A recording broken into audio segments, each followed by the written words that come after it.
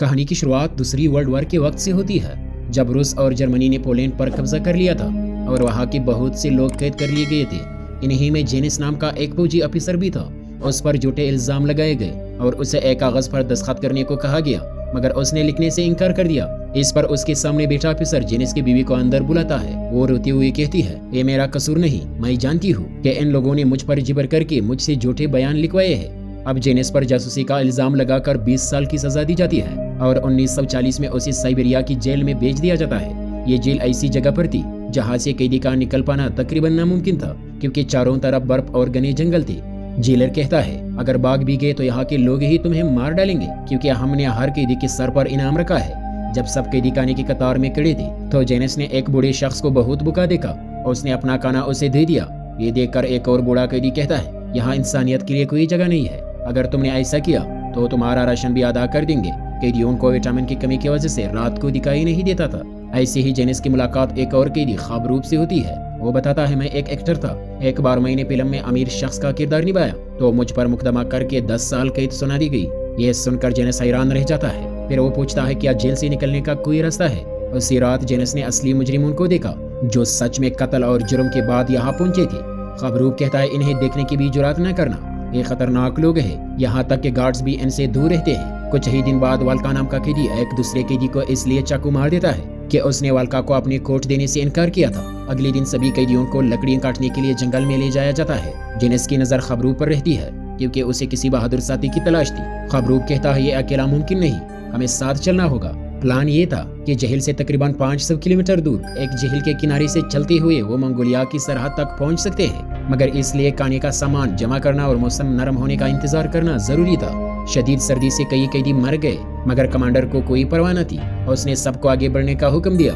एक बूढ़ा कैदी सर्दी से बचने के लिए भागकर जंगल की तरफ गया तो इंचार्ज ने उस पर बंदूक तान ली और कहा, वापस आ जाओ। कैदियों ने सर्दी से बचने के लिए चौपड़ी बनाकर जान बचा ली। अगले दिन एक अफसर सबको लाइन में खड़ा करके गुस्से में बुरा भला कहता है। जेनिस को अब वहम होने लगता है। उसे अपना घर नजर आता है और उस तरफ बढ़ता है, मगर मिस्टर स्मिथ उसे रोक लेते हैं। अगर वो ना पकड़ते तो गार्ड उसे गोली मार देता। जेनिस कहता है, मैं यहाँ नहीं रुक सकता, मुझे घर जाना है और अपनी बीवी से मिलना है। मिस्टर स्मिथ उसे यकीन दिलाते हैं, अगर तुम सच में भागना चाहते हो तो मैं तुम्हारे साथ हूँ, क्योंकि वैसे भी हम यहाँ 3-4 महीने से ज्यादा नहीं जी पाएंगे। रात को खबरूप मना करता है कि अभी जल्दबाजी ना करे, खाने का इंतजाम बाकी है, मगर जेनिस कहता है कि उसने अपनी आधी जिंदगी जंगल में गुजारी है। उसे शिकार आता है। इसी बीच वाल्का सब की बातें सुन लेता है और रात को चाकू रख कर कहता है, मुझे भी साथ लो वरना मैं सच बता दूंगा। यूं जेनिस एक टीम बनाता है। मिस्टर स्मिथ इंजीनियर, वाल्का खतरनाक मुजरिम, तमाश आर्टिस्ट, वाच पादरी, जोरान अकाउंटेंट और काजिक जो रात को देख नहीं सकता। वाल्का को कोई पसंद न करता था, मगर मजबूरी में साथ लेना पड़ा। उसी रात ये सब जनरेटर बंद करते हैं, तार काटते हैं और जेल से भाग निकलते हैं। बर्फानी हवा ने उसकी पैर के निशान मिटा दी। गार्ड्स पीछा करते हैं, मगर कामयाब नहीं होते। जेनिस सबको पेड़ के चाल से मास्क बना कर देता है ताकि सर्दी से चेहरे बच सके।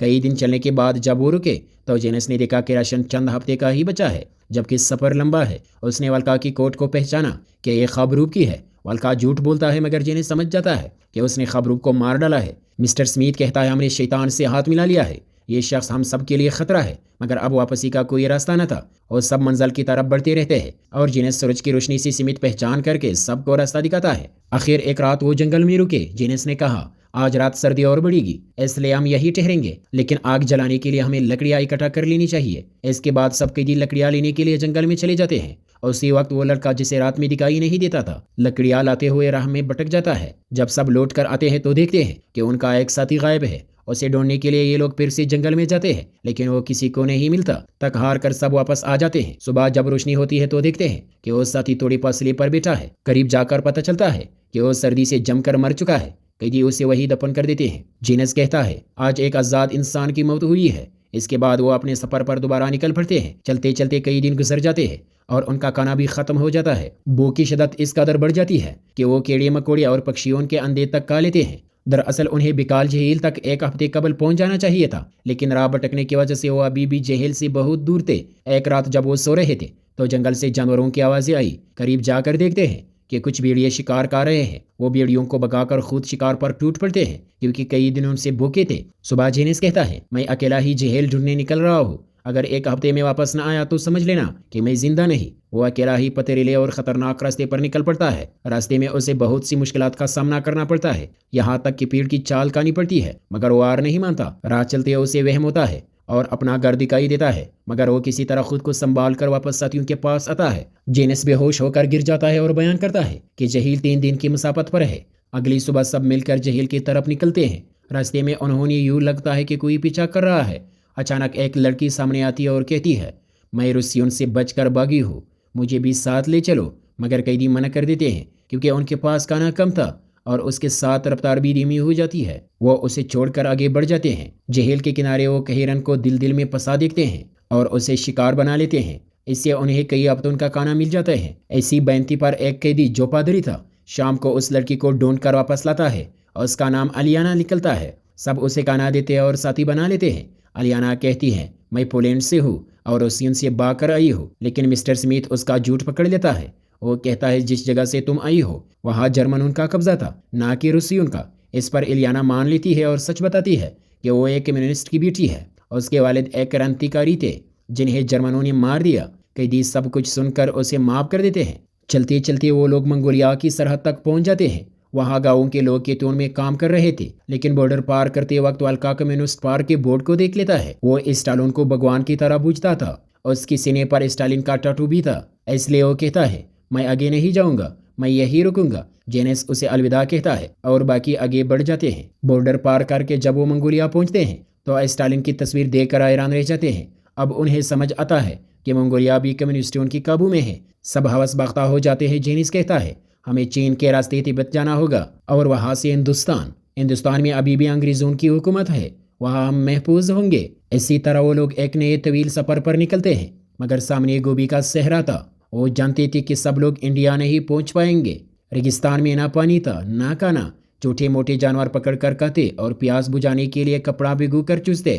دھوپ سے بچنے کے لیے کوٹ اڑتے، مگر تپش کے باعث بری حالت ہو گئی۔ پانی ختم ہو چکا تھا کہ اچانک مسٹر کو کچھ پیڑ نظر آتے ہیں۔ وہ کہتا ہے، وہاں پانی ہو سکتا ہے۔ جینس رکنے کو کہتا ہے، یہ وہم ہے، ہمیں دکشن کی طرف جانا ہے، مگر سمتھ اس کی بات نہ سنتا اور آگے بڑھ جاتا ہے۔ حیرت انگیز طور پر وہاں سچ میں ایک کنواں نکلتا ہے۔ سب خوشی سے پاگل ہو جاتے ہیں اور جی بھر کر پانی پیتے ہیں۔ جینس سمجھتا ہے یہاں پانی تو ہے مگر کھانا نہیں، اگر رکے تو کمزور ہو جائیں گے، اس لیے اگلے دن وہ اپنے برتن پانی سے بھر کر دوبارہ سفر پر نکلتے ہیں۔ مگر صحرا میں چلتے چلتے اچانک ایک خوفناک ریت کا طوفان ان کی طرف بڑھنے لگتا ہے، جسے دیکھ کر سب لوگ خود کو چھپانے کی کوشش کرتے ہیں۔ اس طوفان میں ان کا زیادہ تر پانی برباد ہو جاتا ہے، جس کی وجہ سے سبھی لوگ پریشان ہو جاتے ہیں۔ اور جب اگلے دن سفر پر نکلتے ہیں تو الیانا بے ہوش ہو کر نیچے گر جاتی ہے۔ اس وقت مسٹر سمتھ دوڑ کر اس کے قریب آتے ہیں اور دیکھتے ہیں کہ الیانا کے پاؤں سوج گئے ہیں، اس لیے اسے چلنے میں دقت ہو رہی ہے۔ لیکن وہ ایسی حالات میں بھی سفر جاری رکھتے ہیں کیونکہ وہ نہیں چاہتی تھی کہ اس کی وجہ سے ساتھیوں کو تکلیف ہو۔ مگر تھوڑی ہی دور چلنے کے بعد ایک بار پھر الیانا گر جاتی ہے۔ تب سمتھ اسے پریشانی میں اپنے گود میں اٹھا لیتا ہے اور آگے بڑھتا ہے۔ کچھ ہی فاصلے کے بعد الیانا اپنے سفر کو جاری نہ رکھ پاتی اور منزل تک پہنچنے سے پہلے یہ دنیا چھوڑ دیتی ہے۔ اور اس کی زندگی کا سفر یہی ختم ہو جاتا ہے۔ قیدی اسے دفنا دیتے ہیں اور مجبوراً آگے بڑھ جاتے ہیں کیونکہ چلتے رہنے کے سوا ان کے پاس کوئی اور راستہ نہیں تھا۔ اب ان کے پاس صرف تھوڑا سا پانی بچا تھا جسے پی کر یہ لوگ اپنی پیاس بجھاتی ہے۔ لیکن کچھ ہی دور چلنے کے بعد ان کا ایک اور ساتھی جو آرٹسٹ تھا بے ہوش ہو کر نیچے گر جاتا ہے اور وہ بھی جان سے ہاتھ دھو بیٹھتا ہے۔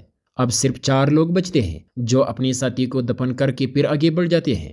جیسے جیسے یہ لوگ سفر جاری رکھتے ہیں ان کے جسم اور حوصلے دونوں کمزور پڑنے لگتے ہیں، مگر وہ ہمت نہیں آتی۔